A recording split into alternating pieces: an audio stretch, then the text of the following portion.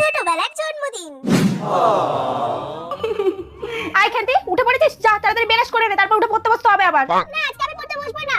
কেন, আজকে কি এমন যে তুই পড়তে বসবি না? হ্যাঁ, শুধু পড়তে না বসার বাহানা। জন্মদিনের কথা মাকে ভুলে গেল। ও বাবা, বাবা বাবা তুমি কি কেক কিনতে যাচ্ছ গো? কেন রে, কেকের দোকানে কেন যাবো? কেন তুমি কি ভুলে গেছো আজকে কি? না, আমার তো কিছু মনে পড়ছে না তেমন।